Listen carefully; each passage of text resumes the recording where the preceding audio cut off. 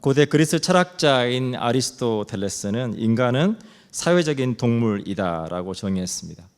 바꿔 말하면 인간은 혼자 살아갈 수 없는 존재다라고 하는 이야기이죠. 우리가 사람과 사람의 관계 속에서 우리는 우리의 삶 가운데 만나는 문제들을 해결하고 또 서로 상호작용을 하면서 살아가는 존재라고 하는 것입니다.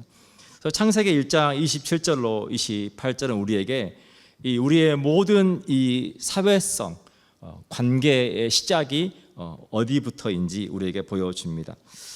하나님이 자기 형상 곧 하나님의 형상대로 사람을 창조하시되 남자와 여자를 창조하시고 하나님이 그들에게 복을 주시며 하나님이 그들에게 이르시되 생육하고 번성하여 땅에 충만하라 땅을 정복하라 바다의 물고기와 하늘의 새와 땅에 움직이는 모든 생물을 다스리라 하시니라. 하나님께서 그분의 형상을 따라서 인간을 창조하셨다.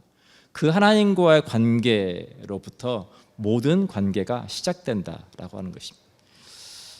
진화론에서 말하는 것은 인간은 우연히 존재한다라는 이야기를 하는 거죠.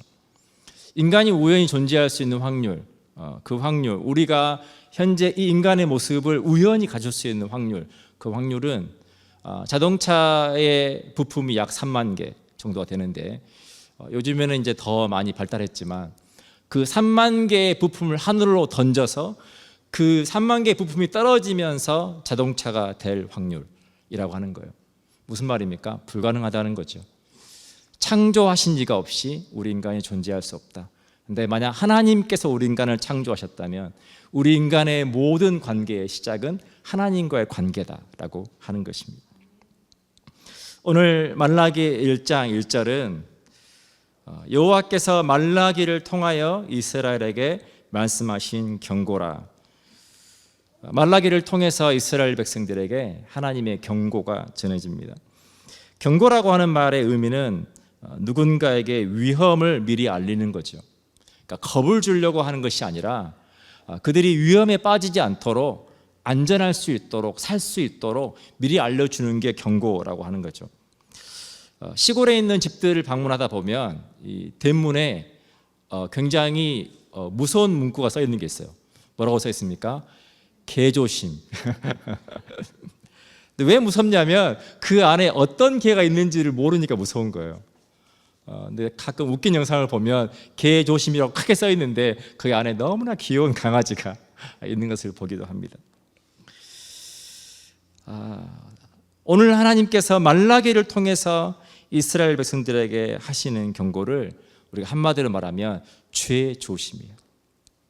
이스라엘 백성들이 하나님께 선택받았지만 그들이 하나님을 떠나서 우상을 숭배하고 그로 인해서 그들이 영적으로 윤리적으로 사회적으로 타락하고 그로 인해서 하나님의 심판과 하나님의 징계를 받고 또 그들이 그 고통 가운데 하나님을 찾고 또 하나님께서 그들을 긍휼히 여기셔서 또 회복시켜 주시고 또 그들이 범죄하고 또 그들이 심판을 받고 계속해서 반복되는 그 일 가운데 하나님께서 말라기를 통해서 이스라엘 백성들에게 다시 경고를 하고 있다라고 하는 것입니다. 하나님께서 은혜를 주셔서 느헤미야를 통해 무너진 성읍들과 삶이 회복되는 은혜를 이스라엘 백성들이 경험을 합니다. 이제 느헤미야가 총독의 임기가 끝나자 BC 433년에 다시 바사의 수도인 수산으로 이제 원래 그가 했던 직책을 감당하기 위해서 돌아가야만 했습니다. 이제 느헤미야가 떠나고 나서 모든 것들을 다시 재건하고 또 그리고 그 당시에 모든 계획을 이끌었던 느헤미야가 떠나고 나서 유대인들은 또다시 죄악에 빠지기 시작합니다. 또다시 11조를 드리지 않게 되고 안식일을 어기게 되고 이방인들과 혼인하기 위해서 강제로 이혼을 강행하고 그리고 누구보다 하나님을 섬기는 제사장들의 부패가 갈수록 심화되었다라고 하는 것입니다. 특히 그들은 하나님께서 이스라엘을 회복하시리라는 약속에 대한 소망을 점점 잃어가고 그 결과 자연적으로 하나님 앞에 예배드리는 일이 소홀해지고 그리고 형식적인 종교 행위로 전락되고 말았다라고 하는 것입니다. 이처럼 그들 마음 가운데는 깊은 회의주의와 형식주의와 부정부패로 인해서 그들이 하나님께로부터 멀어지고 그들이 하나님의 하시는 일과 무관해지는 또 반복되는 그 어려움 가운데 빠지게 되었다는 것입니다. 그때 하나님께 다시 그들을 회복하시기 위해서, 다시 그들을 개혁하시기 위해서 하나님께서 이제 마지막 선지자인 말라기를 보내서 하나님의 백성들에게 경고하고 있는 내용을 오늘 본문이 담고 있습니다. 2절입니다. 여호와께서 이르시되 내가 너희를 사랑하였노라. 하나님의 메시지는 그겁니다. 내가 너희를 사랑한다. 하나님의 메시지는 오늘 이 시대를 살고 있는 저와 여러분들의 동일합니다. 내가 너희를 사랑한다. 그런데 그 뒤에 나오는 말씀은 너희는 이르기를 주께서 어떻게 우리를 사랑하셨나이까 하는도다. 나 여호와가 말하노라. 에서는 야곱의 형이 아니냐? 그러나 내가 야곱을 사랑하였고. 하나님께서 우리를 사랑한다라고 말씀하시는 그 말씀 가운데 주께서 어떻게 우리를 사랑하셨나이까? 이스라엘 백성들이 하나님 앞에 잘못된 태도로 하나님 앞에 반응하고 있다라고 하는 것입니다. 사랑하는 여러분, 우리의 삶의 위기는 잘못된 태도로부터 시작됩니다. 우리가 태도가 무엇입니까? 태도는 어떤 대상에 대한 우리 마음의 자세입니다. 우리 마음의 자세가 어떠함에 따라서 우리가 어떠한 결정과 어떤 행동을 하는지가 정해지는 거죠. 제가 듣게 된 여러 안타까운 뉴스 중에 집에서 맹견을 키우려면 반드시 목줄을 채워야만 해요. 한국은 그렇습니다. 집에서 맹견의 종류가 있는데 그 개를 키우고 싶은 사람은 반드시 목줄을 채워서 키워야 됩니다. 그런데 한 연예인이 개들을 너무 사랑한 나머지 그렇게 개들에게 목줄을 채워서 키우고 싶지 않은 거예요. 그리고 또 한 가지는 아니 내 집 안에서 내 개를 내가 자유롭게 키우겠다는데 무슨 상관이냐라고 해서 개 3마리를 키우는데 목줄을 채우지 않고 개를 키운 거예요. 근데 안타깝게도 밖에서 어떤 큰 소리가 나니까 이 개들이 놀라가지고 그 담을 뛰어넘어가게 됩니다. 평상시 같으면 문제가 없었는데 그렇게 해서 그 담을 뛰어넘어간 개 3마리가 밭일을 하고 있던 할머니를 물어서 그 할머니가 사망하게 됩니다. 여러분, 이것이 이 일로 인해서 그 개들도 다 죽임을 당하게 돼요. 다 안락사를 시킵니다. 개도 죽고 사람도 죽고 또 그 연예인도 배우로서 생명이 끝나버려요. 사랑하는 여러분, 우리가 어떤 반드시 지켜야만 하는 것들, 너무나 중요한 것들에 대한 우리의 잘못된 태도가 얼마나 우리의 삶을 한순간 위태롭게 만드는지를 보여주는 아주 단적인 예라고 하는 것입니다. 오늘 2절부터의 내용은 하나님께서 나 여호와가 말하노라. 에서는 야곱의 형이 아니냐? 그러나 내가 야곱을 사랑하였고. 야곱은 이스라엘 백성들의 조상이죠. 그러니까 어떻게 이스라엘 백성들이 하나님께 선택받은 백성이 되었는지를 하나님께 설명해 주시는 거예요. 원래는 에서가 장자로서 선택을 받았지만 그러나 그가 장자권을 가벼이 여기는 그 일로 인해서 그 동생인 야곱이 하나님의 축복을 받게 되죠. 너희가 축복을 받은 것이 자격이 되어서가 아니라 전적인 하나님의 은혜다라고 하는 거예요. 그러니까 저와 여러분이 크리스찬으로서 하나님 앞에 살아갈 수 있는 것, 예배하는 그것이 이것이 하나님의 전적인 은혜입니다. 우리가 그것을 잊어버리는 순간 하나님을 대하는 우리의 삶의 자세가, 그 태도가 옳지 않게 된다라고 하는 것입니다. 최근에 일론 머스크가 한 크리스찬 방송에 나와서 이제 아마 목회자들인 것 같아요. 이렇게 복음을 듣는 장면을 보았습니다. 이제 목사들이 예수님에 관한 복음을 전했겠죠. 그랬더니 이제 일론 머스크가 계속 그 복음을 들으면서 생각을 하면서 그거에 대해서 답변을 하는데 이렇게 말하는 거예요. 예수님이 사람들을 구원한다면 저는 그 길을 막지 않을 것입니다. 그러면서 이제 그 사회 보시는 분 중에 한 분이 그러면 당신이 예수를 당신의 구주로 영접하겠냐라고 물었더니 고민을 한참 하는 거예요. 근데 제 눈에는 일론 머스크가 고민할 때 저분이 정말 죄인인 내가 예수님을 영접하고 내가 하나님의 자녀가 될 것인가, 그러한 고민을 한다고 느껴지기보다 내가 이런 발언을 했을 때 주가에 미칠 영향에 대해서 고민하지 않았을까, 내가 이 말을 하고 나면 그것 때문에 주가가 폭락하지 않을까라고 하는 여러 가지 다른 외적인, 나와 하나님과의 관계가 다른 외적인, 그러면서 뭐라고 말하냐면 왜 안 되겠어요? Why not? 예수님을 믿고 구원받아 보죠. 근데 이걸 들으면서 그 사회자분들이 너무 기뻐하시는 거예요. 와, 일론 머스크가 크리스찬이 되었다, 기뻐하는 거예요. 저는 그 영상을 보면서 마음이 참 씁쓸했어요. 일론 머스크의 그 태도에서 느껴지는 것은 그래? 기독교가 일론 머스크라고 하는 사람의 네임 브랜드가 있으면 너희에게 좋아? 그럼 why not? 그러면 일론 머스크가 기독교인이 되었다, 내 이름을 써먹어, 한번 해보지, 이런 느낌. 사랑하는 여러분, 복음은 일론 머스크도 기독교인이 되었다가 복음이 아닙니다. 복음은 일론 머스크도 죄인이다, 여러분, 그것이 복음입니다. 아무것도 소유한 것이 없이 그냥 하루하루 소망 없이 살아가는 노숙자이든지 세계 최고의 부자이든지, 복음은 예수님께서 그들을 사랑하시고 죄인으로서 그들이 죽을 수밖에 없고 하나님의 심판을 받을 수밖에 없고 지옥에 갈 수밖에 없는 그들을 용서하시기 위해서 하나님이신 예수님이 이 땅에 인간으로 친히 성육신하셔서 그 모든 사람들의 죄를 위해서 십자가에서 죽어 주셨다. 누구든지 그 예수 그리스도를 믿기만 하면 우리의 죄가 용서되고 하나님의 자녀가 된다. 여러분, 그것이 복음이죠. 로마서 3장 23절로 24절은 우리에게 이렇게 말해줍니다.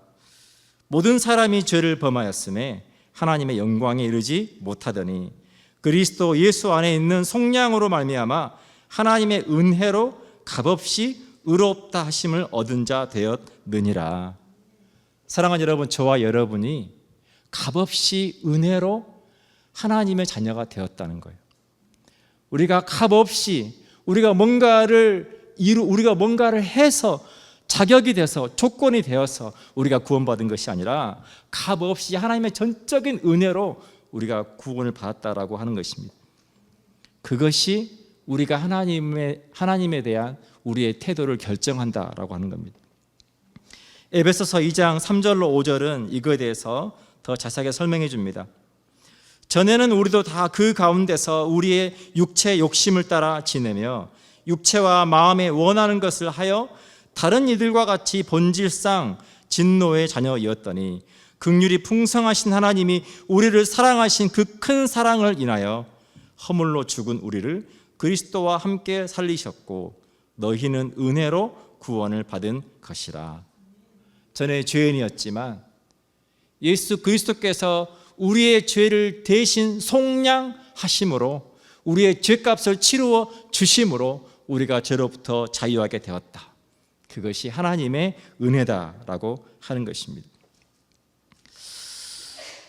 오늘 본문 6절부터 읽어드립니다. 내 이름을 멸시하는 제사장들아, 나 만군의 여호와가 너희에게 이르기를 아들은 그 아버지를, 종은 그 주인을 공경하나니 내가 아버지일진데 나를 공경함이 어디 있느냐, 내가 주인일진데 나를 두려워함이 어디 있느냐 하나 너희는 이르기를 우리가 어떻게 주의 이름을 멸시하였나이까 하는도다.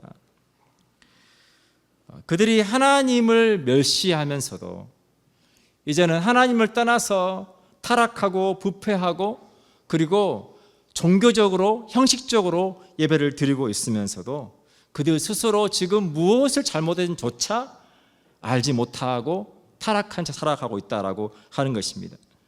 우리가 어떻게 주의 이름을 멸시하였나이까 하는도다. 요한복음 15장 5절은 우리에게 이거에 대해서 분명히 설명해 줍니다. 나는 포도나무요 너희는 가지라. 그가 내 안에 내가 그 안에 거하면 사람이 열매를 많이 맺나니 나를 떠나서는 너희가 아무것도 할 수 없음이라. 우리와 하나님과의 관계에 있어서 하나님은 마치 포도나무와 같고 우리는 그 가지와 같다라고 하는 거예요. 우리가 스스로 가지된 자가 스스로 나무로부터 분리될 때 그 나무는 생명력을 잃어버리고 죽을 수밖에 없다라고 하는 거예요. 아무리 아름다운 꽃도 그 꽃을 꺾어서 옮기면 꽃병에 꽂으면 그 꽃이 살아있는 것처럼 보이고 당장은 아름다워 보이지만 그러나 시간이 지나면 그 꽃은 마르고 그 꽃은 시들 수밖에 없다라고 하는 거예요. 사랑하는 여러분, 우리가 생명력을 유지하고 우리가 영적인 우리가 생명력을 유지하고 살아갈 수 있는 것은 우리가 하나님 안에 거하는 것으로만 가능하다라고 하는 것입니다. 우리가 하나님 안에 거할 수 있는 것은 딱 하나밖에 없습니다. 우리에게 하나님에 대한 믿음이 있을 때 그 믿음이 우리와 하나님을 연결시켜 준다라고 하는 것입니다. 사도 바울이 교회 공동체를 몸으로 비유했습니다. 몸 안에 많은 지체가 있고 그 많은 지체들이 서로 유기적으로 연결되어서 서로 역할을 감당하고 서로 사랑으로 섬길 때 그때 몸이 건강하고 그 몸의 역할을 감당할 수 있는 것처럼 우리가 하나님의 나라를 섬기는 우리가 하나님의 백성으로서 크리스찬으로서 우리가 생명력을 가지고 능력 있게 살아갈 수 있는 것은 오직 하나님 안에 있을 때에만 가능하다라고 하는 것입니다. 말라기를 통해서 하나님께서 주시는 경고는 지금은 너희가 내 밖에 있고 지금은 너희가 아무 문제도 느끼지 못하고 있지만 너희는 망할 수밖에 없다. 그 경고를 하고 있다라고 하는 것입니다. 정말 저희가 살고 있는 이 시대는 너무나 극과 극의 시대를 살고 있습니다. 세상은 너무나 최첨단 과학을 통해 발전해 가고 그러나 이 우리의 삶을 둘러싸고 있는 모든 지구 환경은 너무나 극으로 시답고 있습니다. 우리가 하나님을 두려워하고 우리가 하나님을 사랑한다라고 할 때 그것이 우리가 살고 있는 삶을 에워싸고 있는 모든 관계들에 대한 태도를 결정합니다. 우리가 하나님을 어떻게 대하느냐가 우리가 사람들을 어떻게 대하느냐를 결정합니다. 우리가 하나님과 사람들을 어떻게 대하느냐가 우리가 우리 삶을 둘러싸고 있는 모든 환경에 대해서 우리가 어떤 생각을 가지고 살아갈 것이냐를 결정을 한다라고 하는 것입니다. 제가 캐나다에 와서 가장 정말 놀라운 것 중에 하나가 뭐냐면 앰뷸런스가 오면 차들이 다 한쪽으로 선다는 거예요. 캐나다에 살다 보면 그것이 이상할 것도 없죠. 당연히 그것은 앰뷸런스가 들리면 어디서 들리는 거지? 상황을 파악하고 만약 내 차선으로 앰뷸런스가 오고 있다면 당연히 한쪽으로 붙어서 앰뷸런스가 안전하게 지나갈 수 있도록 하는 거죠. 우리가 그리스도인으로서 하나님을 사랑하고 이웃을 사랑한다라고 할 때 하나님은 그 모든 우리의 삶을 통해서 하나님의 사랑이 흘러가기를 원하신다라고 하는 거예요. 우리가 앰뷸런스가 지나갈 때 사람들이 만약 내가 지금 그렇게 길을 비켜주고 싶지 않은데 바쁜데 내가 만약 길을 비켜주지 않고 갔을 때 내가 스티커를 발부하면 그게 얼마짜리일까? 그래서 계산하면서 그냥 비켜줄까 말까 이렇게 결정하지 않죠. 그렇게 사람들이 생각하지 않죠. 그것이 옳다고 생각하고 옳은 것을 위해서 너무 그것을 당연하게 행동으로 옮기는 거죠. 우리가 크리스찬으로서 우리의 삶 가운데 필요한 훈련은 무엇이냐면 우리가 옳다고 하는 것들이 당연한 것이 되는 훈련을 우리는 해야 합니다. 우리가 하나님 앞에 예배하는 것, 우리가 하나님 앞에 물질을 드리는 것, 그리고 우리가 하나님을 위해서 우리가 함께 지체가 되고 함께 공동체를 섬기는 것, 그 모든 것이 우리가 옳은 것들이 당연한 것, 그게 당연한 거 아니야? 그것이 될 수 있도록 우리가 훈련이 될 때 그것이 누구에게 유익하냐? 우리에게 유익하다라고 하는 거예요. 우리가 많은 경우에 앰뷸런스가 지나갈 때 비켜주지만 그 앰뷸런스 하나가 빠른 시간 안에 병원에 도착하기까지 그 길에 있는 그 수많은 차들이 다 모든 길을 양보하지만 모르는 사람이잖아요. 그 안에 누가 있는지조차 모르는 상태에서 하는 거잖아요. 근데 사랑하는 여러분, 우리가 그 앰뷸런스를 타지 않는다는 보장이 어디에 있습니까? 남의 이야기가 아니라 우리의 삶에 대한 이야기라고 하는 거죠. 그것이 훈련되어 있을 때 그것들이 우리의 삶을 안전하게 지키고 보호한다라고 하는 것입니다. 사랑하는 여러분, 우리가 그리스도인으로서 믿음으로 살아간다라고 하는 것은 내 권리를 포기하는 훈련을 하는 것입니다. 우리가 이제 또 내일부터 가족 캠프가 있지만 여러 또 스케줄이 맞지 않아서 함께하지 못하시는 분들도 있고 하지만 우리가 가족 캠프를 한다라고 할 때 여러분 얼마나 불편합니까? 날도 더운데 그냥 내가 내 가족만 어디를 놀러 간다고 하면 그냥 내가 가장 원하는 시간대, 좋은 일정에 정말 내가 원하는 곳에 우리 가족끼리 다른 거 신경 쓸 거 없이 그렇게 볼 수 있잖아요. 그런데 우리가 함께 뭔가를 한다라고 하는 것, 우리가 크리스찬 공동체로서 함께 뭔가를 한다라고 하는 것은 불편하지만 그러나 함께하기 위해서 끊임없이 내가 뭔가를 포기하는 훈련을 통해서 하나님의 사랑이 흘러가는 연습을 하는 거예요. 그래서 그렇게 뭔가를 함께 하기 위해서 내가 뭔가를 포기하는 것들이 당연해질 때 그것이 여러분 우리의 삶에 하나님의 은혜가 된다라고 하는 것입니다. 지구온난화가 정말 심각해졌습니다. 최근 뉴스를 보니까 라스베가스가 46도입니다. 최근에 제가 느낀 게 23도 정도까지는 괜찮았는데 25도가 되니까 더워서 집에 있을 수가 없더라고요. 한 2도 차이. 근데 지금 라스베가스와 그 미국 서부 지역이 46도, 캘리포니아가 지금 55도입니다. 그냥 녹아버려요. 유리창의 온도가 150도라고 하더라고요. 그러니까 유리창이 150도니까 유리가 그냥 깨져버려요. 이게 팽창하다가 못해서 그냥 그 압력에 유리창이 깨지는 상황입니다. 미국 인구의 현재 40%가 폭염에 노출되어 있습니다. 수많은 사람들이 죽고 있습니다. 너무 더워서. 그런데 미국뿐만 아닙니다. 인도, 멕시코도 지금 현재 온도가 45도입니다. 근데 또 한쪽에서는 홍수로 인해서 수많은 사람들이 스위스에 지금 홍수가 났죠. 스위스에 홍수가 나서 홍수로 인해서 다 지금 쓸려가 버리는 양쯔강이 범람하고 있습니다. 한 번도 범람하지 않았던 양쯔강이 범람하면서 양쯔강 주변에 있는 중국에 있는 세 개의 성들이 지금 큰 어려움을 겪고 있습니다. 더 이상 이제 남의 이야기가 아닙니다. 우리 모두의 이야기입니다. 제가 트럼프 대통령 재임 시기에 가장 안타까웠던 결정 중에 하나가 기후변화 협약으로 탈퇴하는 거예요. 탈퇴한 이유는 딱 한 가지입니다. 트럼프 대통령이 추구하는 것, 다시 미국을 위대하게 만드는 그 일 가운데 그 기후변화 협약을 따라서 뭔가를 찾고 제한하고 뭔가를 찾고 축소하고 하는 게 너무 걸림돌이 되는 거예요. 우리는 그런 거 다 필요 없고 다시 우리 미국이 잘 살기를 원한다.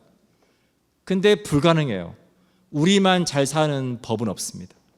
사랑하는 여러분, 오늘 말라기 1장을 통해서 하나님 우리에게 경고하십니다. 하나님과의 관계, 그리고 또 하나님께서 주신 공동체와의 관계, 그 관계를 우리가 가볍게 여기고 우리가 잘못된 태도로 우리가 서로를 대하고 하나님 앞에 나아갈 때 그것이 우리의 삶을 영적으로 멸망하게 하는 길이라고 하는 것입니다. 제가 주일마다 이렇게 보면 우리 아이들이 컵을 너무 사랑해요. 물을 마시는데 우리 아이들이 물을 마시는데 사용하는 컵이 한 개가 아닙니다. 많을 때는 컵을 7개까지 씁니다. 그러니까 아이들에게는 게임이에요. 그냥 재밌어서 또 컵 가지고 물하고 또 버리고 또 물하고 버리고. 그걸 보면서 큰 건 아니지만 우리가 뭔가 아이들을 교육할 필요가 있다. 그래서 불편하지만 아이들 이름으로 되어 있는 그 개인 머그컵들을 좀 가지고 거기에 애들 이름을 기록해서 그렇게 낭비되지 않도록 그 컵을 만들려고 하면 또 우리가 기름을 끌어올려야 되고 또 나무를 잘라야 되고 그러한 사소한 우리 삶의 사소한 것들로부터 우리가 하나하나 우리가 바꿔나가지 않으면 결국 그 모든 위기가 우리에게 찾아온다라고 하는 것입니다.